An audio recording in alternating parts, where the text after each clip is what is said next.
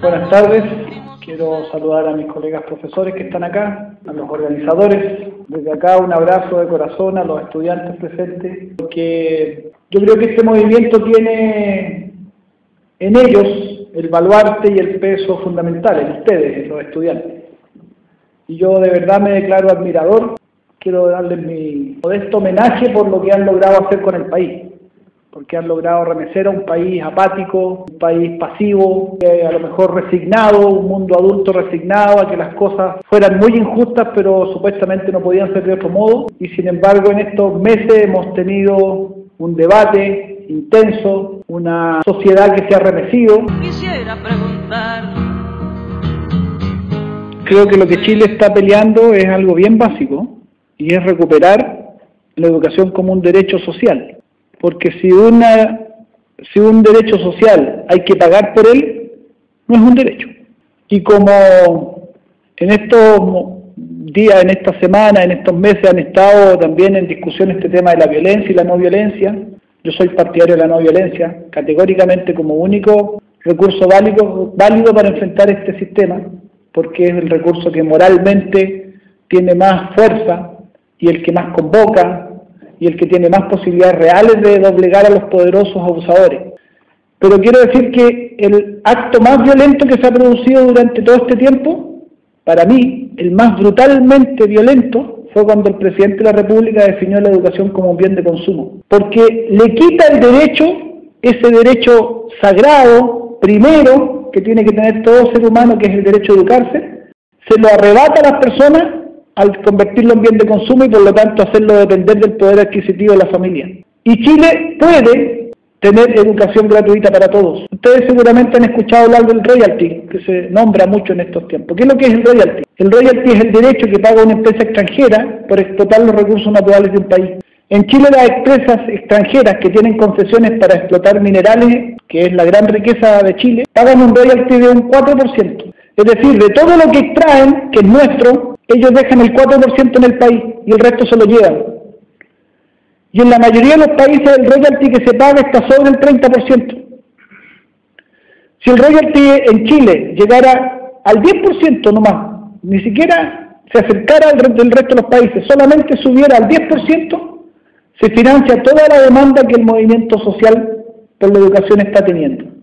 Y la universidad sería gratuita, podría haber una buena educación pública en básica y media, podría haber jardines para todos los niños desde las primeras etapas de su vida, podríamos los profesores tener sueldos decentes y dedicarnos con tranquilidad a nuestra tarea de educadores. Me urge.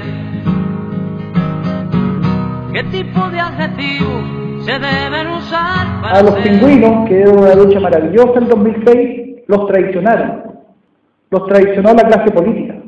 La clase política los engañó. La clase política los palmoteó la espalda, los llenó de halagos, les prometió un montón de cosas y después les dio vuelta la espalda. Una vez que estaban desactivados en sus movilizaciones, les dio vuelta la espalda, negociaron entre cuatro paredes y sacaron una ley asquerosa, como fue la Ley General de Educación. Una gran operación de engaño, LGE, la gran estafa. Y así terminó ese movimiento. Y es triste decirlo, y eso es una gran enseñanza para ahora.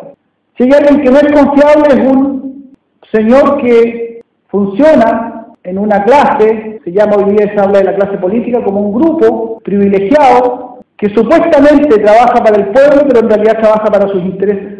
Y a esa clase política que legisla en Chile, los que están en el gobierno como los que están en el Parlamento, la única forma de conseguirles leyes que nos favorezcan es presionándolos, exponiéndolos en una situación donde ellos se vean obligados a dar respuesta a lo que el pueblo está demandando y no como una iniciativa de ellos, como una vocación de ellos.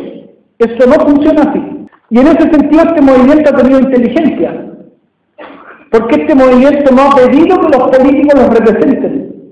Este movimiento se representa a sí mismo. Y eso es un gran valor que tiene este movimiento. Fuera de la vanguardia o evidente panfleto. ¿Qué es lo que se quiere cambiar?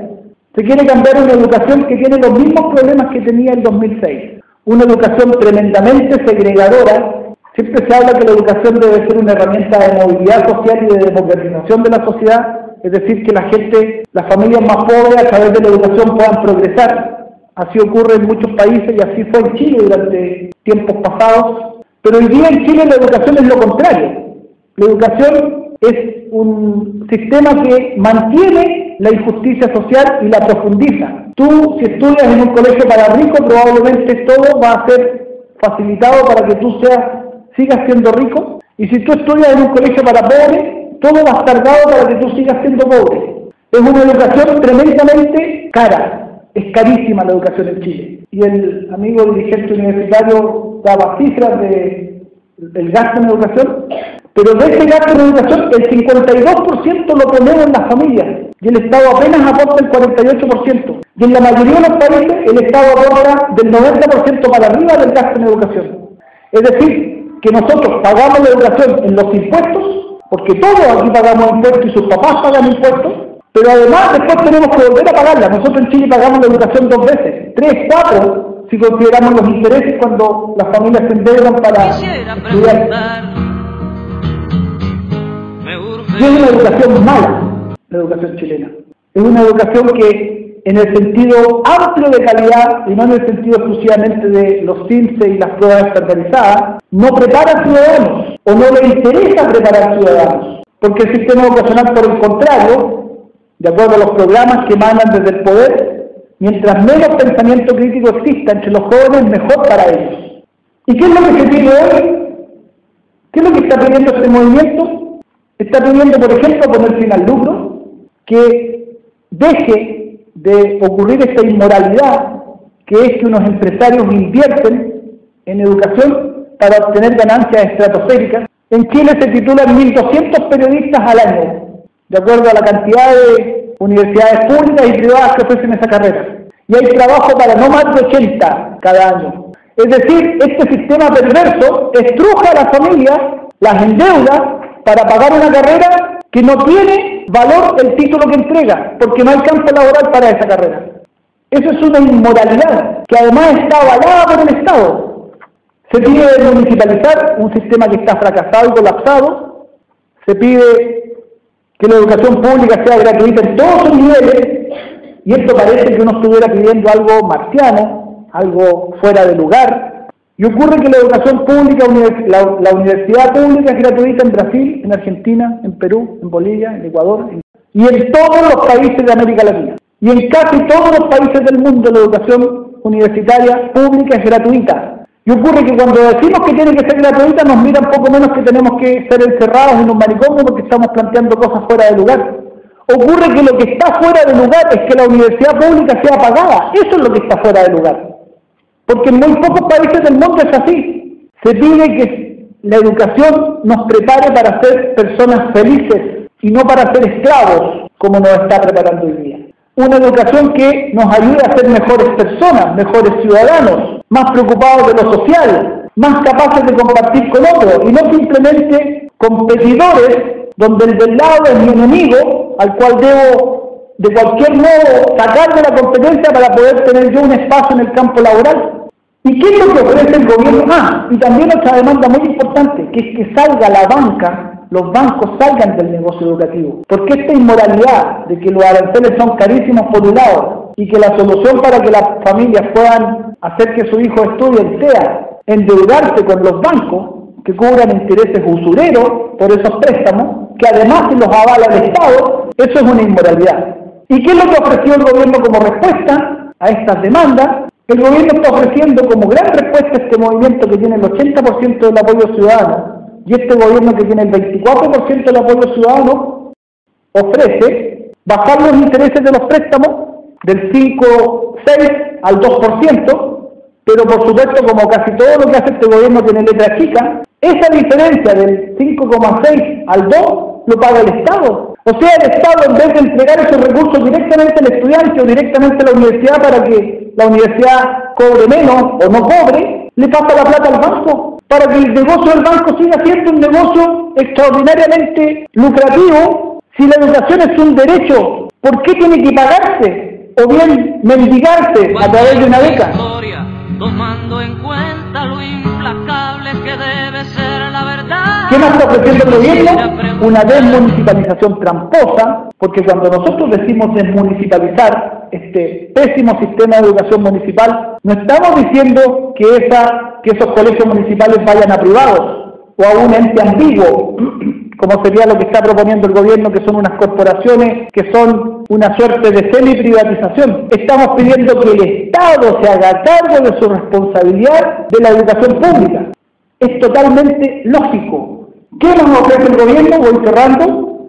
Ofrece la mantención del lucro y lo defiende como gato de espalda cada vez que habla el ministro, alguna senadora pro gobierno o algún diputado pro gobierno o el mismo presidente defienden el lucro como gato de espalda porque el negocio es muy bueno y no lo quieren soltar, y en el fondo ofrece más de lo mismo que se ha hecho todos estos años con unas poquitas luquitas más para unas poquitas becas.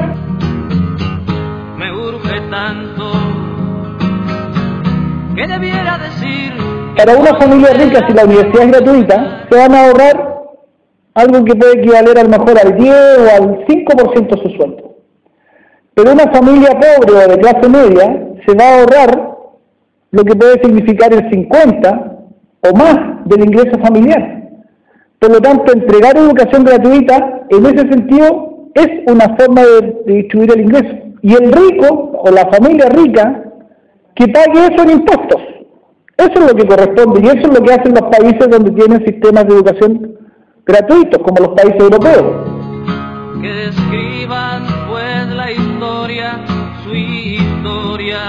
Yo digo que hay que sentarse todas las veces que sea, pero sin dejar de movilizarse, sin dejar de tener las demandas muy claras y sin entrar a transar o a negociar, entendiendo por negociar, bueno, dame 5, yo te doy 4, lleguemos a algún acuerdo que te convenga a ti, sino que lo que hay que sentarse a conversar con la otra parte es cómo será implementar lo que el movimiento está pidiendo.